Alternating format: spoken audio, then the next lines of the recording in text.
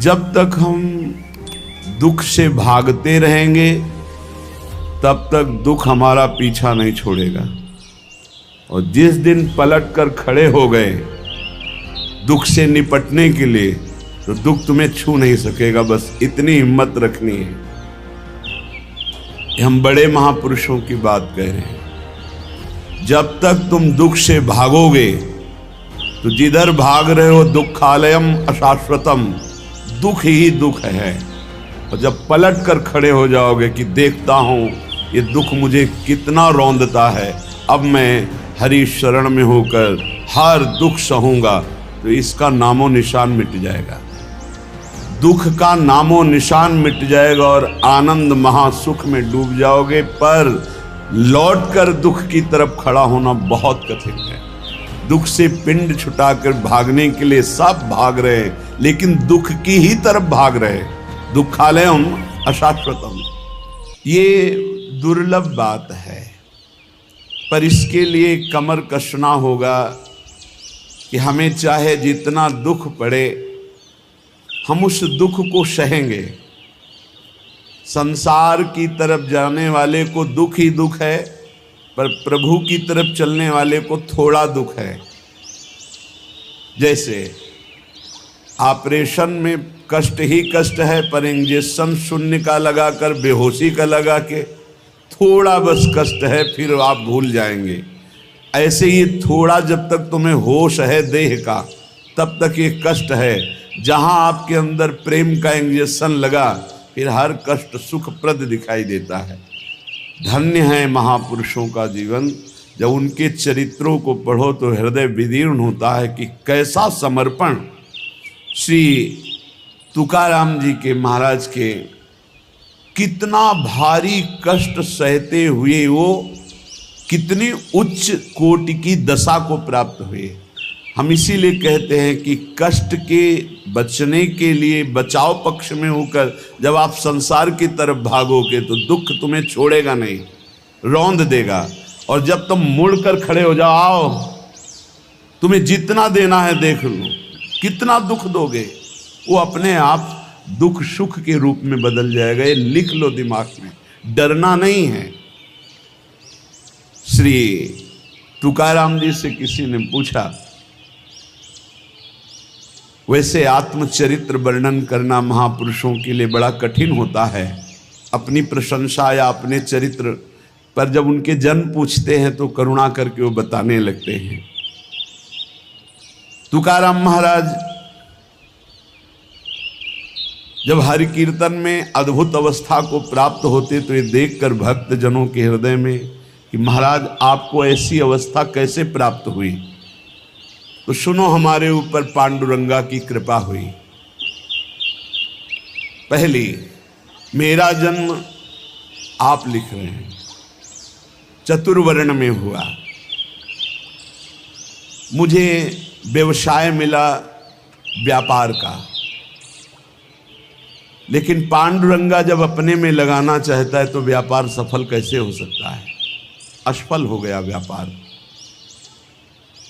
सारी संपत्ति हमारी जाती रही, घाटा ही घाटा व्यापार में।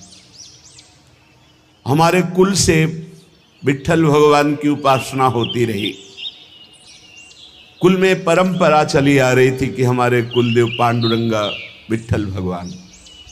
ध्यान से सुनना, चतुर्वर्ण में हमारा जन्म हुआ, व्यापार किया गया, व्यापार में घाटा ही घाटा।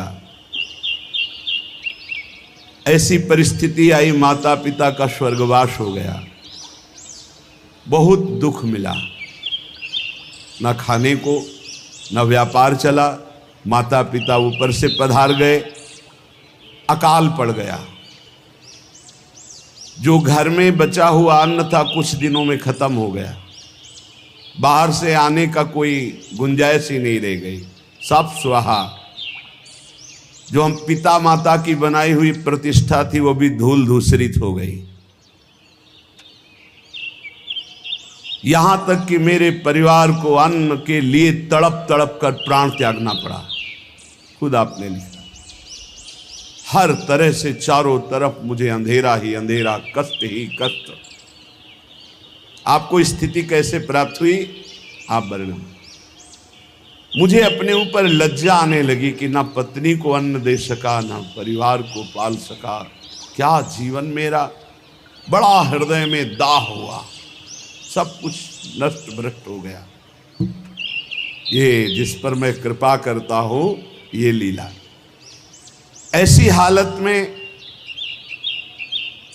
अब कुछ नहीं बचा, तो विट्ठल भगवान का मंदिर जो टूटा हुआ पड़ा था उसमें जो सेवा हो रही थी उसमें लग गया जाकर के, जीर्णोद्धार।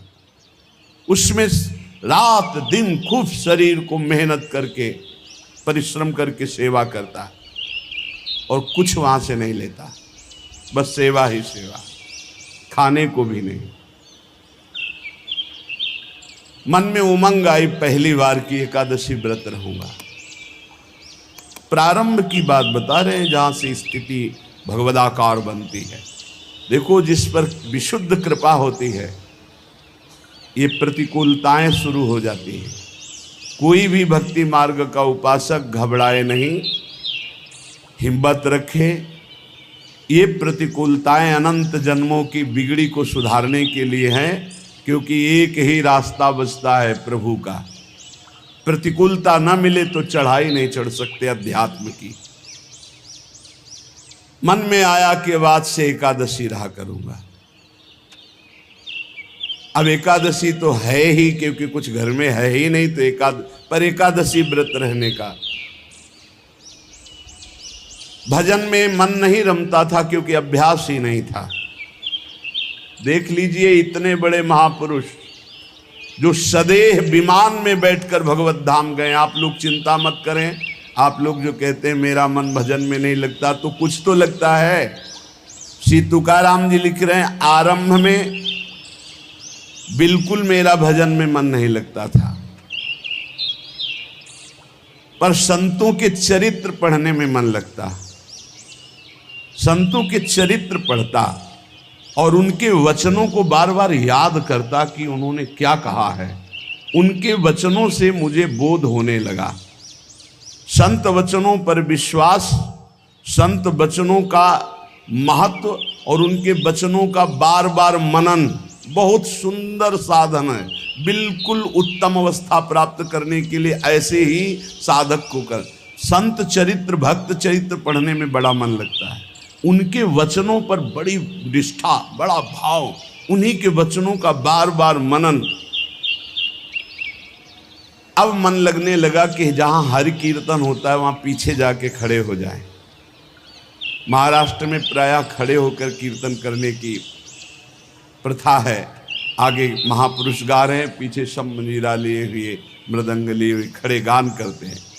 तो मैं भी कीर्तनकारों के पीछे खड़ा हो जाता और जैसे वो कीर्तन का भाव प्रकट करते वैसे ही कीर्तन गाने की चेष्टा करता। भक्तों के चरित्र पढ़ना, संतों की बातें मनन करना और कीर्तन में उपस्थित होने से मेरा मन शुद्ध होने लगा। अब तो कीर्तन में मेरा मन बहुत लगने लगा। कीर्तन भजन करने वालों को जहां देखता तो साष्टांग दंडवत हो जाता और गिरकर उनके चरणों में प्रार्थना करता कि थोड़ा चरणामृत उतार लेने दो। तो वो मुझे चरणामृत उतारने का अवसर देते और जब मैं चरणामृत पीता तो मुझे अपार आनंद आने लगा। अब तो मेरी लज्जा चली गई।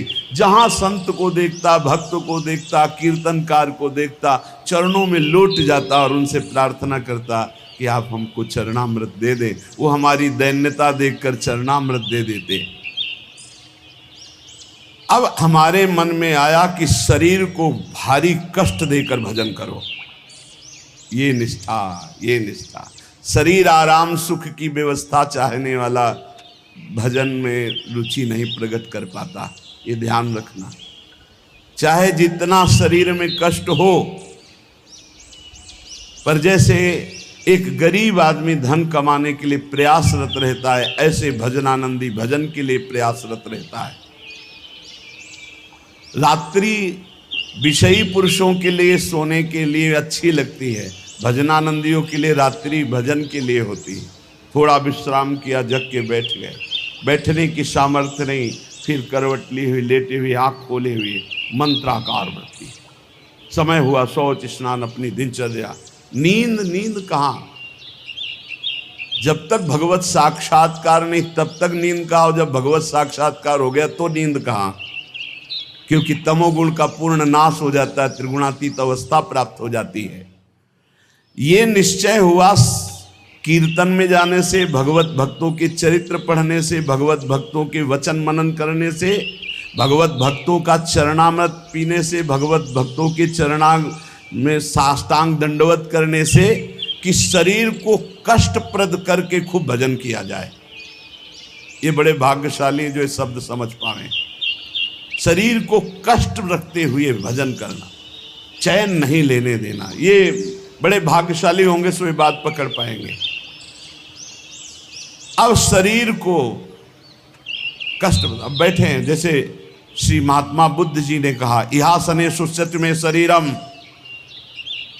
मेरा शरीर इसी आसन पर बैठकर सूख जाए, हड्डी टूट जाए, मांस गलित हो जाए, लेकिन जब तक ब्रह्मबोध नहीं होगा मैं उठूंगा नहीं। ये निष्ठाएं महापुरुषों की पकड़नी होती है। शरीर को बहुत सुखद नहीं, उचित भोजन, उचित नींद, रात दिन भजन। मैंने भगवत भजन में शरीर को घिस डाला, तुकाराम जी के। रात दिन कीर्तन, रात दिन भजन, अब अच्छा लगने लगा तप। कष्टप्रद भजन, कष्टप्रद शरीर और खूब भजन, अच्छा लगने लगा। ये मन का एक स्वभाव है, इसे भोगों में लगा दो तो ये भोगों की अभ्यास बढ़ाता चला जाएगा, और भजन में लगा दो तो भजन का अभ्यास बढ़ाता चला जाएगा। जब अन्न त्यागा, फलाहार में आए, तब फलाहार भी त्यागने की इच्छा जागृत हो गई कि सावन भर केवल जल पी कर रहेंगे, गंगा जल पी कर रहेंगे। बड़ा उत्साह, त्याग की तरफ तरो तो मन क्रम बाई क्रम त्याग बढ़ाता चला जाता है, और भोग की तरफ बढ़ो तो मन क्रम बाई क्रम भोग बढ़ाता चला जाता है। ये चतुर उपासक त्याग की तरफ बढ़ता है, अविवेकी भोग की तरफ बढ़ता है। इस प्रकार मेरी परमार्थ की साधना आरंभ हुई। कथा सुनना, कीर्तन में सम्मिलित होना और संतों से प्यार करना। संतों को देखते ही एकदम लौट जाना, ऐसा लगना कि हो भाग्य। ये प्रायः महापुरुषों की वाणियों में पाया गया। गोस्वामी तुलसीदास जी कहते हैं, जैसे मेघ को देखकर मोर कुहुक पड़ता है, नाचने लगता है, ऐसे संत को देखकर जो भक्त आनंदित हो जाता है, ओहो अहो भाग्य, आज संत दर्शन हुए, और मन नाच पड़ता है, उसके हृदय में भगवान प्रेम वर्षा करते हैं। हमारा चित्त बस दो ही जगह लगने लगा, कथा कीर्तन और संत जन। परहित की बात आती तो शरीर की परवाह न करके दूसरों की सेवा करने में बड़ा सुख मिलने लगा। मेरी अवस्था देख करके जो मेरे स्वजन हैं उनको अच्छा नहीं लगा, नहीं लगेगा अच्छा। एक एक बात बैठा लो। कई लोग शिकायत करते हैं, परिवार के लोग हमसे ठीक से बात नहीं करते, हमारा उपहास करते हैं। आपका क्या, बड़े महापुरुषों का किया। परिवार के स्वजनों को ये अच्छा नहीं लगता, हमारा भजन, हमारा संत प्रेम, हमारा परोपकार, उनको देखी नहीं गई। भाई बंद, स्त्री, ये सब हमारा जो ये भाव है इसके विरुद्ध करने लगे। ग्रह प्रपंच में आसक्त जन मेरे भाव का विरोध करने लगे, मुझे निषेध करने लगे। संत दर्शन, संत सेवा, कीर्तन, भगवत कथा, ये स्वयं उनके वचन हैं। मैंने अपने हृदय में निश्चय कर लिया था, कठोर हृदय बना लिया था, हर दुख सहूंगा पर अब पांडुरंगा को नहीं छोड़ूंगा, अब विट्ठल को नहीं छोड़ सकता। किसी की कोई भी परवाह ना करके, घर परिवार के लोग इतना प्रपंच किए, मैं किसी की बात नहीं सुनता। पकड़ो बात, बिल्कुल ये सोधी हुई बात इसीलिए सुना रहा हूं कि प्रायः हर भक्त के जीवन में ऐसा ही होता है जो सच्चाई से चलता है।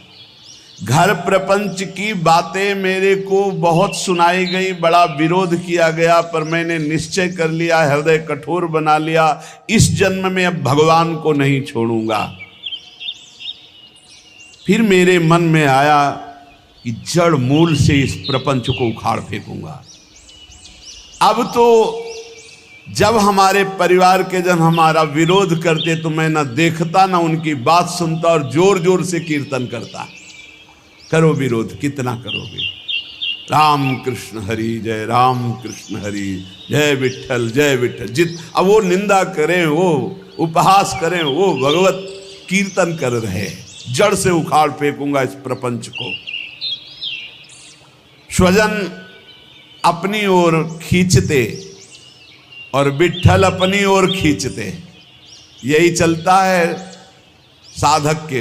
एक तरफ भगवान का आकर्षण, एक तरफ माया का आकर्षण।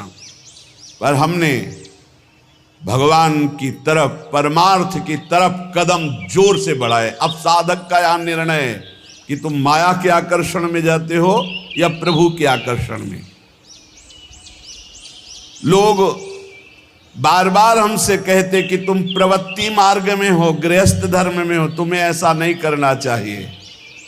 मैंने किसी की नहीं सुनी। अब इस जन्म में मुझे भगवत प्राप्ति करनी है, तुम्हारे किसी के उपदेश हमारे दृढ़ निश्चय को नहीं बदल सकते।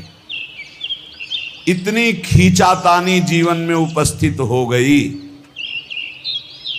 कि सत्य की पहचान के लिए मुझे मन को समझाना पड़ा कि तू मेरा साथ दे दे। अब जगत में तो कोई साथ नहीं दे रहा, अय मन तू मेरा साथ दे दे, तू मेरा साथी बन जा और सत्य स्वरूप भगवान श्री हरि के पथ का अनुसरण कर, तू कृतकृत्य हो जाएगा। तुकाराम जी महाराज कह रहे कोई साथ नहीं दे रहा, अय मन तू तो मेरा साथ दे दे, मेरा साक्षी बन जा और भगवान सत्य स्वरूप हैं, उनके मार्ग का अनुसरण कर। इस असत्य संबंध, पति पुत्र परिवार, ये मिथ्या नश्वर प्रपंच भोग, तिलांजलि दे दे मन, तू मेरा साथी बन जा। मैंने बहुत लोगों के मतों को नहीं माना। मेरे हृदय में नित्य और अनित्य का विवेक जागृत हो चुका था, इसलिए मैंने सत्य को पकड़ा। केवल भगवान का मार्ग ही सत्य है, न ये संबंध सत्य है, न ये संसार सत्य है। इस प्रकार जब मैंने श्री हरि चरण प्राप्ति के लिए दृढ़ निश्चय कर लिया, तो उसी समय भगवान मेरे सदगुरु के रूप में पधारे। श्री बाबा चैतन्य ने मेरे हृदय देश में प्रकाशित होकर के श्री राम कृष्ण हरि इसका उपदेश किया। वही कीर्तन करते थे, पर वही गुरुदेव आकर हृदय में उपदेश किए, जिसे कहते हैं स्वप्नादेश। उपदेश किया कि अब तुम श्री राम कृष्ण हरि ही कहो। मैंने अब दृढ़ विश्वास कर लिया कि जो जप रहा था वो गुरुदेव ने दे दिया, अब तो किसी भी तरह मैं इसे नहीं छोड़ सकता। विश्वास चित्त में धार लिया कि मेरा भोजन भी राम कृष्ण हरि, मेरी प्यास भी राम कृष्ण हरि, मेरे प्राण भी राम कृष्ण हरि, मेरा सर्वस्व राम कृष्ण हरि। निश्चय कर लिया, बड़ा सहारा मिल गया। पहले जपते थे, वही जब गुरु ने दिया तो बड़ा सहारा मिल गया, परिपक्व हो गया। अब तो बैठ करके 24-24 घंटे नाम कीर्तन, क्योंकि निश्चय पहले ही कर लिया था शरीर को कष्ट देकर भगवत भजन करना। ये बहुत जल्दी भजन रंग लाता है। जब चित्त लवलीन होने लगा तो मेरे हृदय में कविता की स्फूर्ति होने लगी। श्री हरि के लीला गुण प्रकाशित होने लगे, उनको कविता रूप में लिखने की स्फूर्ति हुई। श्री हरि का कीर्तन और श्री हरि प्रदत्त अभंग वाणी प्रकट हुई मेरे हृदय में। मैंने देखा कि मेरी बुद्धि में ये ताकत नहीं थी, ये मेरी बुद्धि में श्री हरि कीर्तन से प्रकाश हुआ, हरि लीलाओं का। ये भगवत प्रसाद से मेरे अंदर आया। ये भगवान की ही प्रेरणा से अभंग निकलते थे। मैं गदगद होकर के अश्रु प्रवाह करने लगा कि कैसी कृपा की मेरी बुद्धि में एक भी लीला नहीं थी और आज लीलाओं की बाढ़ आ रही, गुणों की बाढ़ आ रही है। मैंने श्री हरि चरणों के प्रति और दृढ़ विश्वास और दृढ़ श्रद्धा प्रकट हुई। क्रम चलता रहा। बीच में रामेश्वर भट्ट के द्वारा बड़ा हमारे साथ निषेध आघात हुआ। मैंने भगवान की कृपा समझी, निषेध आघात हुआ, उसको भी सहा। बड़े विघ्न डाले जाते हैं। ये माया भगवती बड़ी विचित्र है। भगवान की प्रेरणा से मैंने उसको भी सहा।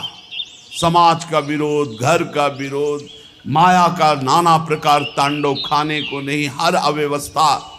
चलो यहाँ जरा सा कामना पूर्ति नहीं होती, बोले अश्रद्धा हो गई भगवान में। ये कोई भगत है?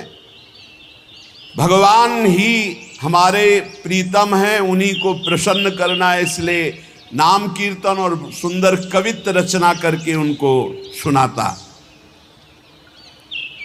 जब मैं ऐसा करता तो बहुत लोगों ने मुझे अनुचित ठहराया। इन बातों को बहुत पकड़ना है, हिम्मत से चलना है। बहुत लोग विरोध करने लगे। जो मेरी लिखी हुई वाणी थी, बड़ा विरोध होने लगा। इस विरोध से मेरा चित्त यूं दुखी हुआ कि हे हरि, आप प्रेरित करते हो, सो मैं लिखता हूं, सो मैं गाता हूं, फिर ये विरोध क्यों? जब मुझे लगा कि मेरे हरि ही नहीं चाहते हैं, तो जितने अभंग रचना की थी सबको लेकर के इंद्रयाणी नदी के दह में जाके डुबो दिया। विरोध कर रहे।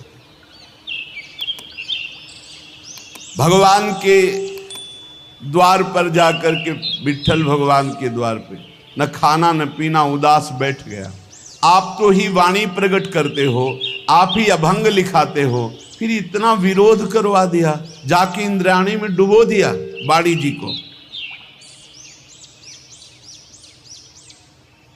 अब दर्शन करने वाले तो दर्शन करके चले जाते, ठाकुर जी का शयन हो जाता, फिर ठाकुर जी का मंगला प्रभात दर्शन होता, फिर ऐसे कई दिन व्यतीत हो गए, न खाना न पीना और चुपचाप द्वार पर बैठे रहना। दया आई पांडुरंगा को, साक्षात प्रकट हुए जब कोई नहीं था रात्रि में, वहीं दरवाजे पे पड़े और कहा कि मेरे भक्त को ये सहना पड़ता है, तुम मेरे प्रिय हो, मैं ये देखना चाहता हूं तुम कितना सह सकते हो। तुमने सहा, तुम्हारी वाणी जल में नहीं डूबी है, वो मेरी गोद में रखी हुई है। तुमने जल में डाला था, मैंने उसे गोद में लिया है।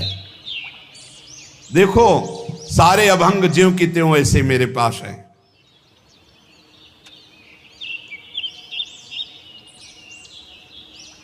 अभंग ज्यों के त्यों, जैसे श्री भगवत रसिक जी की वाणी यमुना जी में, तो यमुना जी ज्यों कत्व, एक अक्षर भी गीला नहीं हुआ था, ज्यों कत्व ले। ऐसे भगवान ने कहा जो तुमने इंद्राणी में डुबो दिया ना अपनी वाणी, कि सब विरोध करते, मैंने अपनी गोद में लिया है। ये रहस्य रघुनाथ कर बेग न जाने कोई। सहना पड़ेगा इतने बड़े महापुरुष को भी, कितने कष्टों से ही भरा जीवन। तुकाराम जी भगवान का सगुण साक्षात्कार करके, भगवान से बात हुई, भगवान ने दर्शन दिया।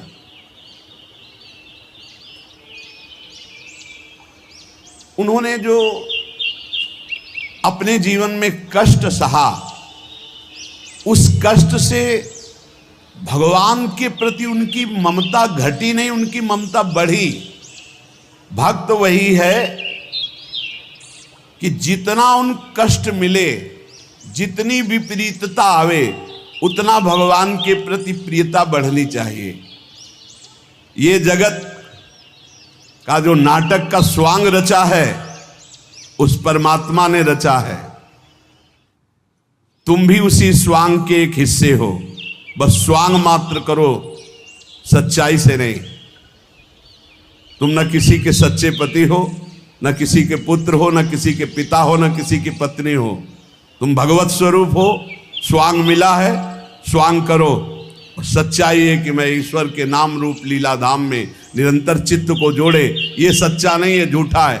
ना तुम कुछ दिन के जो बने हुए पति हो, ना शाश्वत पति नहीं हो। तुम पहले नहीं थे, बाद में भी नहीं रहोगे, बीच में कुछ दिन के हो, लेकिन शाश्वत है सच्चिदानंद प्रभु।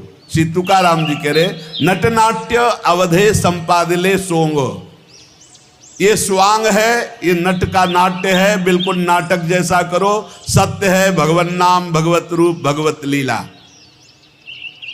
क्या कोई अंगारों की सेज पर सुख की नींद सो सकता है? तो उत्तर आएगा नहीं। तो क्या खटमल की चारपाई पर सुख की नींद सो सकता है?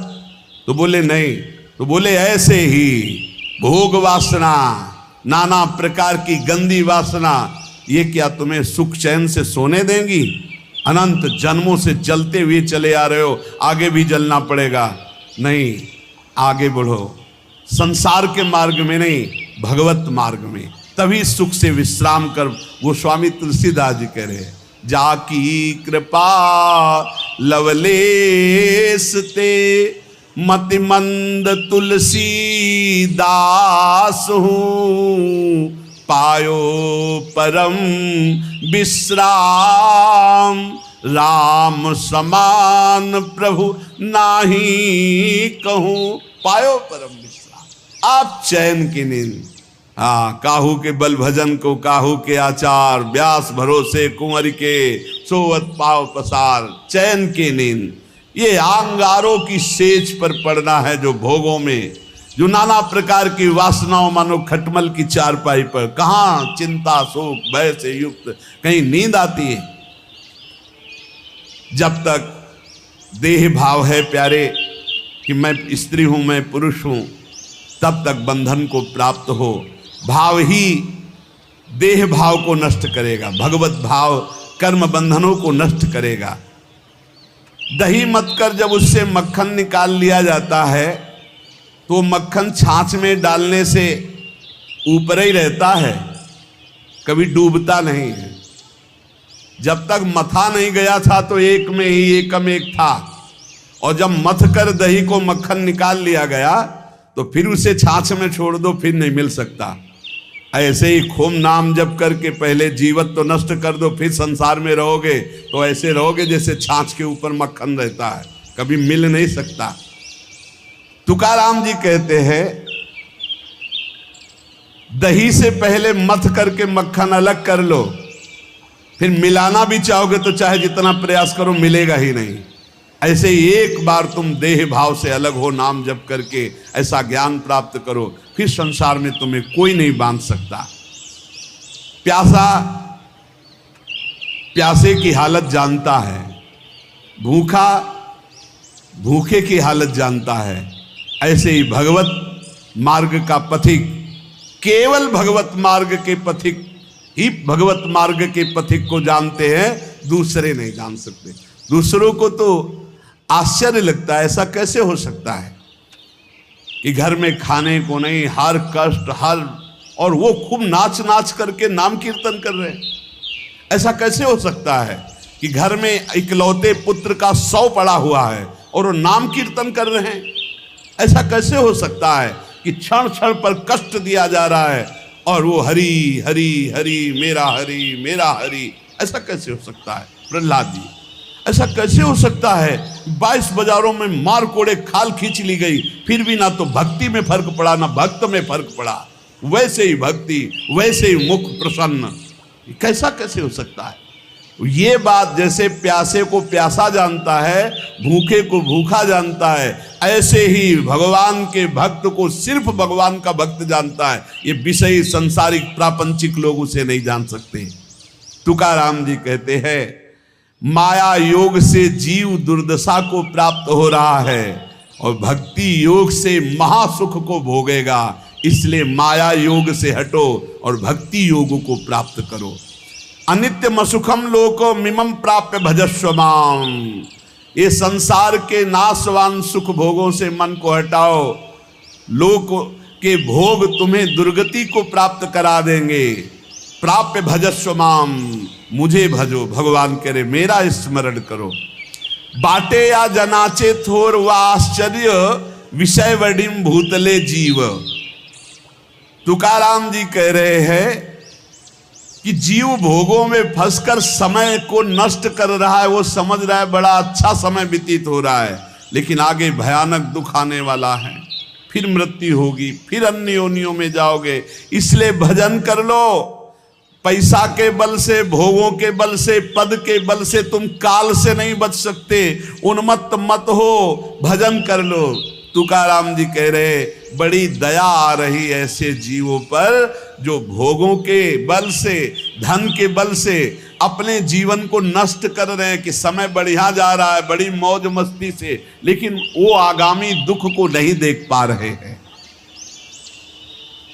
अरे ये मुझे ना भजे ऐसा कौन सा बल है इनको मिल गया कि निश्चिंत होकर भोगों में पड़े हुए हैं। भगवान को भी दया आती है कि ये जीव कैसा भूला हुआ है।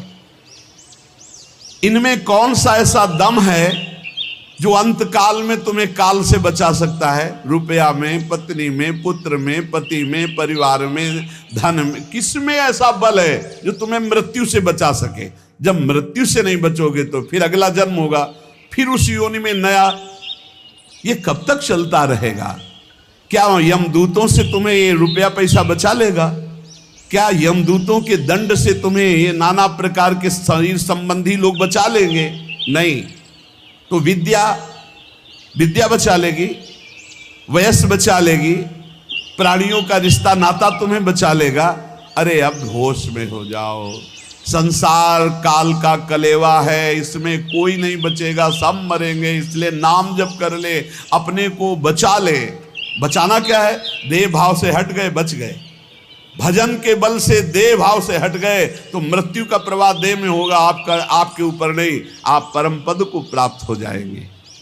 जीव तू मृत्यु को मत भूल। मृत्यु को बड़ा चस्का लगा है लोगों के मारने का। वो किसी को नहीं बख्शती, सबको मारती चली जाती, रौंदती चली जाती है। एकमात्र नंद नंदन यशोदानंदन है जो तुम्हें मृत्यु से बचा सकते हैं, देह भाव रहित करके। चाहे कोई कितना बुद्धिमान हो, क्या चीनी से ऊख बना सकता है? गन्ना बना सकता है? गन्ने से चीनी तो बन गई, लेकिन चीनी से गन्ना खड़ा कर सकता है फिर? कभी भी कितना भी बड़ा विज्ञानी हो, गन्ने से चीनी बन गई, गन्ने का रस फिर उबाला गया, फिर वो चीनी बनने के अधिकार में आ। पर चीनी से गन्ना बना सकता है? तो बोले नहीं। तो बोले वैसे दिमाग खर्च कर ले, तू जन्म जन्मांतर में मृत्यु के चक्कर में पड़ा हुआ है। जब तक तू भगवान का भजन नहीं करेगा तब तक तू सुख नहीं प्राप्त कर सकता। सुख सिंधु से तू प्रकट हुआ है, अब सुख सिंधु का भजन कर ले, नहीं तो तू सुख सिंधु खड़ा नहीं कर सकता संसार में। मकान बना के करोड़ों अरबों रुपया जमा करके नाना प्रकार, जैसे चीनी से फिर ऊख नहीं बनाया जा सकता, ऐसे तू लाख उपाय कर ले अपनी बुद्धि से। इस दुखालय संसार में तू है सुख स्वरूप, लेकिन तू सुख नहीं पा सकता बिना सुख सिंधु का भजन के। गर्भवास में तूने वादा किया था कि हर जीव वादा करता है, एक बार मुझे यहां से निकाल दो, मैं भजन करके भगवान को प्राप्त करूंगा। अरे उस वादे को भूल गया। भगवान शेषनाग भी अपनी 2000 जिह्वा से जिनका नाम गुणगान करते हैं, वेद भी जिनका नेति ने, उनसे वादा किया था तूने कि एक बार गर्भ से बाहर कर दो, मैं तुम्हारा भजन करूंगा। बौरा गया, इस माया में आके फिर बौरा गया। अपनी जिह्वा से व्यर्थ की बातें करके, दिमाग से नाना प्रकार के प्रपंच का चिंतन करके फिर फंस गया चक्कर में, वो वादा भूल करके। इसलिए श्री तुकाराम जी कहते जीवात्मा तू ही अपना तारक है और तू ही अपना मारक है। यदि तूने वादा निभाया और भजन किया तो अपने को तार लेगा, और यदि वादा भूलकर फिर प्रपंच के चिंतन में लगा तो अपने को बार देगा। तू अपना उद्धारक बन रे जीव, तू मुक्त है, मुक्त हो जा। सोच ये संसार तेरे को कभी सुख नहीं दे पाया, तो अब क्या तुझे सुख देगा। इसलिए जैसे भोजन पाने से तृप्ति होती है एक एक कवल से, ऐसे एक एक नाम से संसार से वैराग्य, स्वरूप का बोध और भगवान से प्रेम होता है। इसलिए निरंतर नाम जप करो, जो हमारे जीवन का परम लाभ है। नाम, हर समय नाम जप करते रहो। जहाँ संत जन मिले दौड़ कर जाओ, चरण वंदना करो, उनके वचन सुनो। भगवत चर्चा सुनने से नाम जप में बड़ा उत्साह होता है। भजन न होई संग बिन, भजन बिना नहीं प्रेम, और भजन के बिना भगवत प्रेम नहीं हो। प्रेम के बिना इस संसार से मुक्ति नहीं, क्योंकि जब भगवत प्रेम होता है तो शरीर राग नष्ट हो जाता है। नहीं, ये बड़ा कष्टमय शरीर है। अभी भगवान कृपालु हैं, आपको कष्ट का समय नहीं आया इसलिए आप नहीं समझ पा रहे हैं। नहीं, बड़ा कष्ट करना ही है, जी नहीं सकते। बड़ी मतलब आप समझो, अगर स्थिति ना हो तो प्रतिपल कष्ट का समय है, प्रतिपल कष्ट का समय। अगर भगवान का चिंतन न हो तो क्या चिंतन है, क्या कष्ट का चिंतन है। हर समय कष्ट, तो ये क्या हमारे ऊपर ही है क्या? सब जीव को भोगना पड़ेगा। आपकी लंबी यात्रा है, हजारों जन्म बार बार ले लेकर भोगना, इसलिए ऐसे भोगों में फंस करके तुम्हें भुलावे में माया डाल रही। इसलिए हमारी प्रार्थना है, इसी जन्म में भजन करके जो कष्ट मिले सह करके मुक्त हो जाओ। बस यही जीवन का परम लाभ है। निरंतर नाम जप ही सब शास्त्रों का, सब भक्तों का है। देखो तुकाराम जी की बात सुनी कि पूरा जीवन कष्ट में, यहाँ तक ऐसी स्थिति आई कि अन्न के बिना पत्नी मर गई, बच्चे प्राण पोषण के लिए अन्न नहीं रहा, लेकिन भक्त ने अपनी निष्ठा नहीं तोड़ी। निरंतर नाम कीर्तन, संत चरणामृत, संत चरण रज का सेवन करके ऐसी ऊंचाई पर पड़े कि आखिरी में जब तो भगवान वो कह रहे, देखो भगवान श्री हरि विमान लेकर आ रहे। भगवत पार्षद आए, विमान आया, सबसे प्रणाम किया और विमान में चढ़कर तुकाराम जी भगवान के धाम को गए। भक्तों के शरीर ऐसे छूटते, उनको स्मृति ही नहीं रहती कब शरीर छूट गया, और दिव्य देह से भगवान के समीप चले जाते। यही लाभ लेने के लिए हमें जन्म मिला है। खूब नाम जप करो, किसी का बुरा मत करो, किसी की निंदा मत करो। ये सब बातें हमारे भजन से हमें विघ्न पहुंचा करके अलग कर देती। और भजन भजन यही जीवन का सार है। जितना भजन कर लो, नहीं मृत्यु नजदीक आती चली जा रही।